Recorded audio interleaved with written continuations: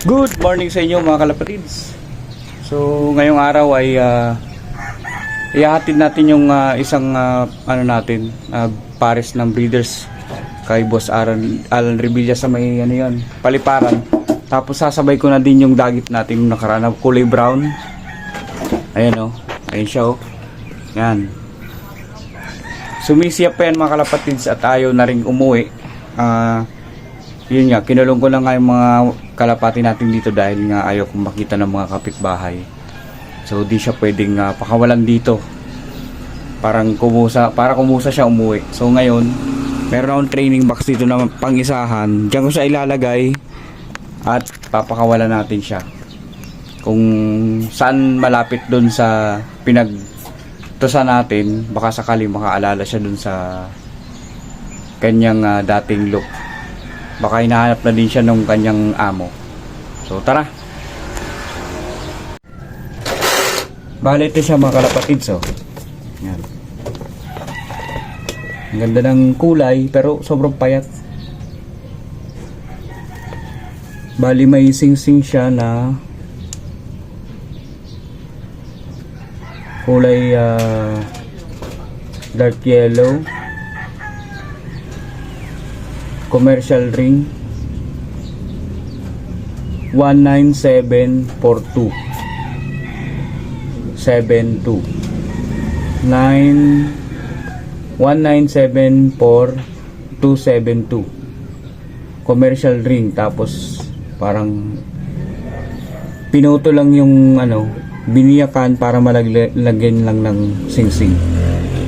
So yun, hindi rin to mailalaro kasi madidikyo to. Ayan sumisiyap pa. Pearl eye. So lalagay na natin dito sa lagayan.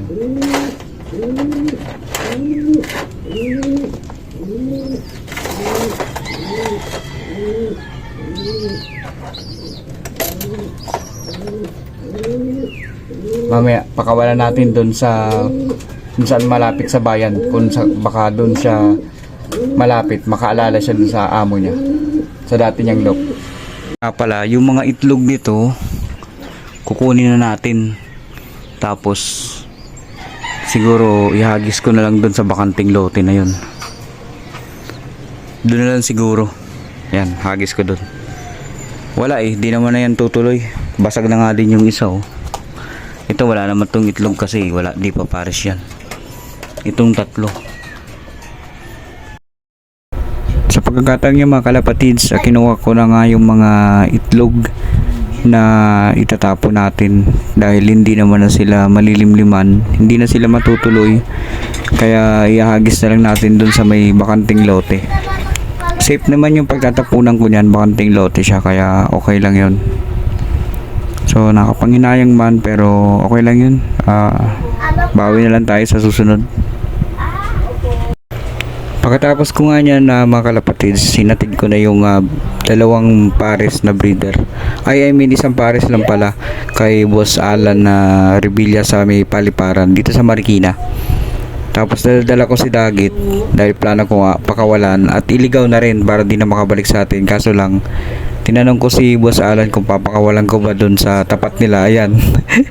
Pag uwi ko, yan yung pinagsasend niya sa akin. Nandun pala yung Dagit sa bahay nila. Pasilip ko na rin pala yung mga warriors na natira dito sa atin na pang summer natin. Yun yung mga natira sa bubong na nasa maliit na loop mga kalapatids. Yan yung isasampa natin sa summer. Dinamay ko lang mga kalapatids yung Dagit na pinakawalan ko at dumapo dun sa bahay nila Idol Alan. Hinuli niya tapos pinakawalan niya ulit kasi ayaw niyang makahawa ng kuto kasi maraming kuto yung Dagit na yun ayaw niya makahawa dun sa mga breeders niya, kaya hindi niya kinip yung ibon, although nahuli niya tapos pinakawalan niya din. Yan, klaruhin ko lang mga kalapatids